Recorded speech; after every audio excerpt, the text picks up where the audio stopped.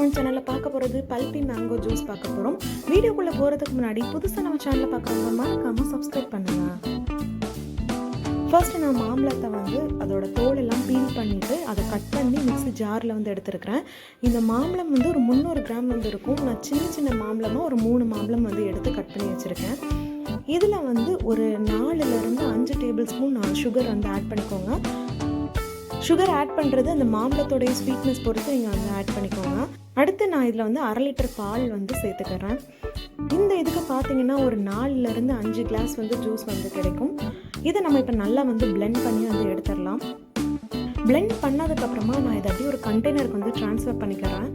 இதில் கொஞ்சம் சின்ன பீசஸ் நல்லா பிளெண்ட் ஆகாமல் இருக்குது. ஒன்றும் பிரச்சனை இல்லை. குடிக்கும் போது ரொம்ப டேஸ்ட்டாக இருக்கும். நான் ஆல்ரெடி இன்னொரு மாம்பழத்தை சின்ன சின்ன பீசஸாக கட் பண்ணி வச்சுருக்கிறேன். ப்ளஸ் நட்ஸும் கட் பண்ணி வச்சுருக்கிறேன். இது எல்லாத்தையுமே நம்ம மேலே அப்படியே தூவி விட போகிறோம்.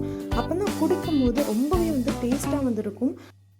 இதையே நம்ம மேங்கோ ஐஸ்கிரீமுக்கு இதே மெத்தடையை நம்ம யூஸ் பண்ணிக்கலாம். இதே நம்ம சின்ன கிளாஸ் இல்லை கப் இதில் ஏதாவது ஐஸ்கிரீம் ஸ்டிக் போட்டு நம்ம அப்படியே ஃப்ரீசரில் வச்சோம்னா இது நம்ம மேங்கோ ஐஸ்கிரீம் மாதிரி கூட சாப்பிடலாம். மேங்கோ பிடிக்காதவங்க நிச்சயமாக யாருமே இருக்க முடியாது.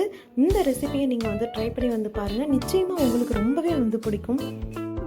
இதை நல்லா ஃப்ரிட்ஜில் வச்சு இப்போ ரெஃப்ரிஜரேட் பண்ணிடலாம். குடிக்கிற டைமில் கொஞ்சம் ஐஸ் கியூப்ஸ் சேர்த்துக்கிட்டிங்கன்னா ரொம்பவே நல்லா இருக்கும்.